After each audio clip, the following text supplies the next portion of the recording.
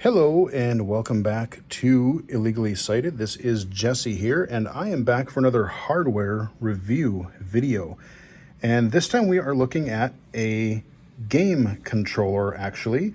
And if you ever wondered what a really expensive controller looked, felt, played like, this is the video, because what we are looking at here is the Xbox One Elite Controller 2.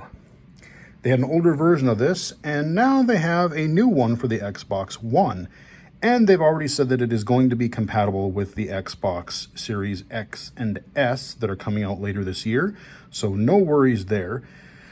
But yeah, this is a bit of an expensive controller. Normally I would not have purchased it, but I had a gift card that was going to expire and I had to use it, and there wasn't really anything that I really wanted or needed. I've had this on my wish list for a while just in case there was like a really deep sale or something like that, but it never was. I think it was a little bit cheaper than usual when I picked it up, but I used my gift card on it, so I really didn't spend my own money on it. This baby is, right off the bat, it is, what is it, 170 or 180 bucks? I forget which one it is, 170, 180. So yeah, this is definitely a lot more expensive than your regular Xbox One controller. But it may be cool, it may be helpful for some people. And it could even be for accessibility. So one of the nice things I like is it comes in a nice little hard case here. It's just a nice little plasticky, got a nice soft touch to it though, little hard case there. Got the Xbox logo you can kind of see. And there's no large, like really bright gaming colors. There's not like neon everywhere or crazy stuff like that. The cool thing about the case is that on the back of it, there's a little rubber stopper here. And it actually it's a USB-C controller. So that's nice. You don't have to worry about which way you plug the cord into it. But it's got this little stopper, and then you can charge. There's a little charging brick right in the bottom of the case, which I'll show you here in a minute. But I can pop this open, and then boom, I just get a USB-C cable, lay the controller right on its little charging base in there, and I can charge the controller right within the case itself. So that's kind of cool, and that's something I really don't think I've seen much, if ever, for a lot of electronics these days. So open it up, and here we go. This is the controller itself. Again, it's really muted. It's not like a loud gamer color. It's pretty much just all black. Got the clear buttons there, got the analog sticks and D-pad. So I'll get to the controller in a minute. You also, like I said, it comes with that little charging base. It's got the little tactile little things it just makes a connection with. You set the controller down, it just fits in there. It just kind of magnetizes, snaps in there, no problem whatsoever. Got the charging port on the back there. And then you have all the little accessories that it does come with. So, crud, where did it go?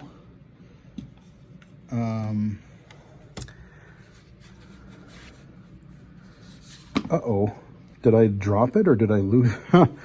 See, oh wait, no. Let me see. Oh, and I can take this out here too. I can take the thing out. There's the back of it. So I can just set this up on my desk, plug in a cable, and then I can just, set the controller on it when I want to charge. It's about a 30-hour battery life or so, they say. I have not run out of battery yet, so I can't really say one way or another about their claims. Oh, it actually stuck to the bottom of the controller. I've never had that happen before. Come here, you. So you have a little key here. This is for, you can adjust the tightness of the analog sticks, and I'll show you kind of where you do that in a little bit. I'm just going to set this down here. I do wish that it had a little bit better magnetic place, like down here in the middle, where it would just stick in there better. Because I don't know, I just don't feel like it fits in here super well. But so the main feature of this controller is you can customize everything. It comes with this D-pad right here installed onto the controller. And this D-pad it's not a regular D-pad. It's kind of got this concave, rounded, you got your up, down, left, right, but then you have all your angles, you know, your up and left, down and right kind of thing. And in some games it probably might work okay, but I don't know. I just, for whatever reason, I tried it with a few games and I really couldn't get into it all that much. I really didn't care for this style of D-pad. So where this is now, there was also a traditional regular D-pad that I popped out of here and then put in its place. And then this one just fit right there as well. But you got these analog sticks that are all magnetic. This one's a shorter one. Got the bottom there.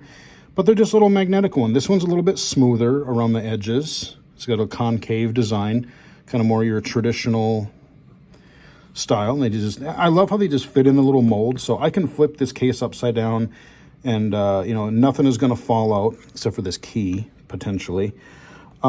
This one here is, pull it out here. This one has got ridges around it, so it's not quite as smooth, and it's also taller. So a lot of people will use this on their right analog stick because, you know, if you're playing a lot of shooters or action games, some people like having a little bit more of a taller right thumbstick because it might be a little bit easier to aim. I've tried it on a couple games and it is okay, but I kind of find that I like the average height. If I played with it more, I might change my tune. And like I said, I'll try some of these from time to time. I'm not going to take all of these out, but you got two more here. This one's another flatter one, but it's a little bit of a different feel to it. The one on the bottom right here is more of a convex shape. So it's not like a concave design like all these other ones. It's got the smooth edges, smooth top, and it's kind of, I think, more for your left stick. But you can put it on either one, but I would think that one's more for movement, you know, with the left stick and stuff like that. But yeah, you've got about, was it 4 different analog stick choices? You got an alternate D-pad, you've got a charger, and that's what's in the case. You do have a pocket up here. Left. You have a pocket and you can put the USB cable in there. And I will show you, they do have a nice cable with it. So here's this nice braided cable. I have it plugged into my PC right now, but it is a USB-C cable. So, but it's a nice sturdy, seems like a nice well-built, not really a cheap cable, which if you're spending that much for a controller, I would hope it wouldn't be a chintzy USB cable. And let me grab my old cords everywhere.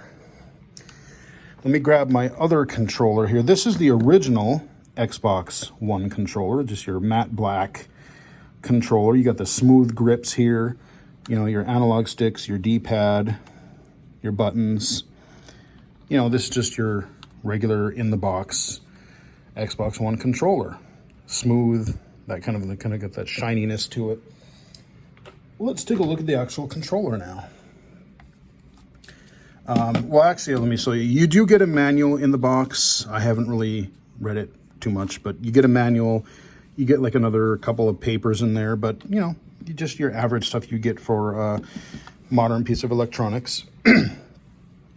So here's the controller. First thing you'll notice when you pick this thing out of the box for the first time out of its case, it's got a little bit more of a heft to it. You know, the original controller is a bit light and it's not bad, but this one, it's not chunky or anything, but it definitely has a bit of, you can tell there's some innards in there. You can tell they put some metal and heavier parts in this thing to be hopefully a little bit more durable.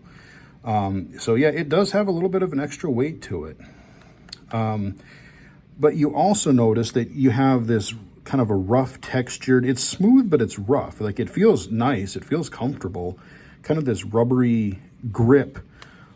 And it's all around, like the back, the side, the front. I think the old Elite controllers didn't have this part up here. It was just along the back. But I'm glad they put it all around each side of the grip because it just feels really comfortable. If you play and you have sweaty hands, it just feels better. Doesn't seem like it would slip out of your hands as easily. But yeah, so the grips are really nice. You have, I mean, it's just a regular layout. You've got your left, right analog stick. You got there's your D-pad. that I took out of the case and slapped it in there. Your face buttons. Now you do have, in addition to your menu and your back button, there's a third button here that cycles between different control configurations. So you can actually set your controller up to have up to 3 different button layouts. So, you know, oh, I want this button to be like this, I want that button to be that. And so you can kind of switch that. I haven't really used that feature really, other than just trying to play with it a little bit. But if you're really into tweaking your controls, and this is where I think from an accessibility point of view, this controller could be really helpful because it gives you those extra configurations that you can quickly jump to depending on what genre or what game you're playing. But on the back, especially for accessibility, there's another reason, because you have your trigger, your bumper on either side, and you got your USB port there. But you also have these 2 back buttons on either side. You have 4 back buttons. So these can also be configured to be face buttons, and I think you can even configure it to be a D-pad direction. I don't think you can map it to like an analog direction, but I don't know that how or why you would really need to do that. But you can remap it to do any of these buttons, which is pretty cool. And they feel comfortable. Like if I flip it over again and I'm holding it, you know, I've got my index finger up here for these 2 buttons, and then I flip it over, my hands, my ring finger, my middle finger, they just comfortably rest on these buttons. So it felt a little bit weird just knowing that there's extra buttons underneath. Like the first half hour I was using this or so, it just felt like weird because it wasn't just flat and smooth all the way underneath. But now it's like, oh, they just kind of rest there. It's not getting in the way. It's still comfortable. It works. Now, the other thing on the back, while we're looking at the back, I don't want to forget this, the triggers. This is how they normally look. This is how they normally feel. They've got a lot of analogness to them. I don't think that's a word, but I made it a word. But right here and here on either side, underneath the controller, right by the extra buttons, the back buttons, you have sliders for each trigger, and there's 3 settings. This is the loosest. If I flick it to the middle, not quite as much give. And if I flick it all the way down, pretty much no give at all. So if you need something where you don't really need analog triggers, but you just want like a really fast response time, you know, like I was playing a pinball game. I was playing that, not Devil's Crush. I wish that would come out. Demon's Tilt. I was playing that and I tried it with that and it worked out pretty well because I didn't need as much give for the controller. I kind of played with it on the medium setting, but overall, I still generally do prefer the main setting, especially for like racing games or things like that, where I really want more analog control for the triggers. And it just feels natural. And you notice there's also even more grips on the trigger, that texture that's on the sides. It's even got that little texture right here. So that's pretty cool. It's just a really good feeling controller. But here's where the other unique parts come into play. So remember I showed you those analog sticks. All you do, literally, it's magnetic. It doesn't take a lot of force. You just grab it, pull it up. And there you go. You got your controller. You got your little magnetic thing on there. And you just line it up. Tink. It just slides right in. It locks in. You know, I can tip the controller over and shake it. They're not falling out. So they're magnetized well. Same with the right analog stick. Pull it out. Swap one out. Now you see there's also, I don't know if that comes in clear, there's a little notch there, and that's where the key comes in. If I turn it to the left, there's 3 settings, and I believe the left one is by default, and that's how a normal controller would feel. It's kind of more looser in the analog stick. I have mine actually set to medium right now, but you turn it to the right, and you have 2 other settings for controlling how the resistance, how loose feeling the analog sticks feel. And I've played with all 3, and I kind of do like having it a little bit tighter. I do like feeling a little bit more resistance on the controllers. I mean, not quite as loose, but I think the fully tightened analog stick may be a little bit too tight. It might be better for some games more than others, but I can see where that would help, especially if you are, one of the complaints that I have with playing like first-person shooters on a console is I can a lot more easily aim with a mouse. And I feel like I either over adjust or under adjust when I'm shooting or when I'm trying to aim with my right analog stick. So kind of tightening that up, in addition to playing with the sliders in the game itself, can kind of help, because it doesn't, the right stick doesn't feel quite so loose. So that's where, especially if you're looking at this as more of like a competitive, you're playing a game more serious and you want to have, but it's still a console game, it might be a good use for that. And again, this D-pad also just does magnetically pop up. There we go, it's off. I could slap that other one in there, but I'm not going to. We're gonna, just, again, I didn't even really push it in. It just got close and it just sucked it right in. So there you go. And on the bottom, you've got the headphone jack. You got your traditional headset adapter port for your Xbox headset. So it's all there. It's a really good feeling controller. Like I said, it's supposed to last about 30 hours. I have not used it wirelessly too much. I've been mainly using it with my PC in wired mode, but I have been playing with the different D-pads, the analog sticks, the trigger adjustments, playing with the back buttons a little bit. And would this be something that I would have bought under ordinary circumstances? Probably not. Like I said, it would be one of those things where it would probably have to be on a pretty decent sale. Or like I said, I had a gift card that I had to use. And so it wasn't really like I wasn't spending my own money. There wasn't anything really pressing that I needed. And I thought, like I said, 2020 is kind of a crapshoot. It's kind of a bad year as it is. So, let's do something fun. Let's buy something that I wouldn't normally pick up with this gift card that I had. So I did it. And like I said, now that I have it, I do use this primarily as my Xbox controller, especially on the PC. Several videos that I've recorded recently that have used a controller have actually used it. I just said I'm using the Xbox controller, but I didn't tell you that I was using the Elite 2. So yeah, it works. It's responsive. It feels durable. It feels comfortable. There's a little bit of extra weight to it, but I like the grips.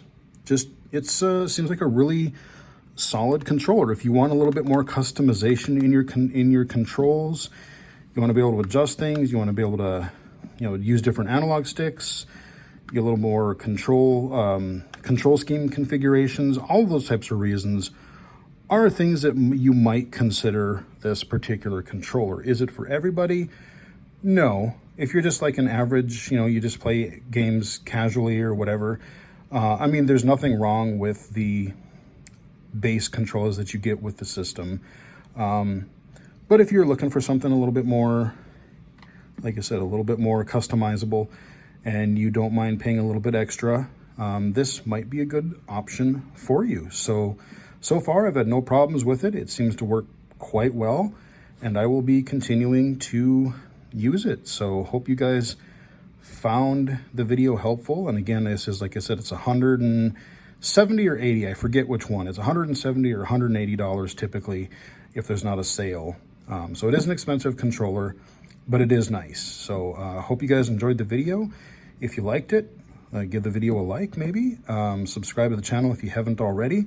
You can follow me on Twitter at BGFH79, twitch.tv/illegally-cited, and illegally-cited.com. And until next time, I will chat with you guys again later. Stop recording.